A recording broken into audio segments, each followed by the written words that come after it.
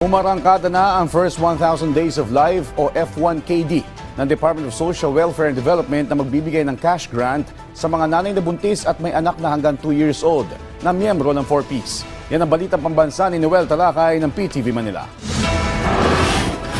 Pero ang problema ni Jovelyn tuwing nagbubuntis hanggang mga anak dahil hindi sapat ang kinikita ng asawa niyang driver. Parang kailangan po namin sa gastusin sa bahay, araw-araw. Baon po ng mga anak ko. Wala rin siyang pera para maipa-check up ang bunsong anak. Sa akin po ito nagdedede, kaso nga lang, kulang po yung ano ko gatas po sa pagdedede. Kulang na kulang sa kanya. Ayon sa Department of Social Welfare and Development o DSWD, hindi umano natutugunan ang pangangailangan sa kalusugan ng mga bata kaya na ang bawat bata ng 4-piece household ay mabibigyan ng pagkakataon na lumaki na naaabot ang kanilang buong potensyal.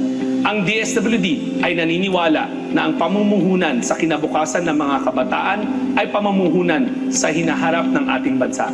makatatanggap ng tig 350 pesos ang nanay na buntis at mga batang 0 hanggang 2 years old na nasa ilalim ng 4-piece program. Pwedeng gamitin sa pagpapacheck up ng isang buntis at kanyang anak at pagpapabakuna sa anak sa mga DOH accredited na mga health centers.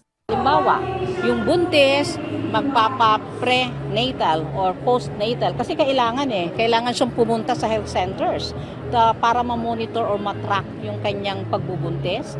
At saka halimbawa kung nanganak na po, kailangan din niyang dalhin ang bata for immunization. Pero babala ng ahensya, posibleng matanggal sa listahan ang mga benepisyaryo ng mga nanay na lalabag sa panuntunan ng F1KD grant. Mayroon kami mga municipal links. Yung mga case managers ang tawag na talagang tinututukan, binibisita sa bahay.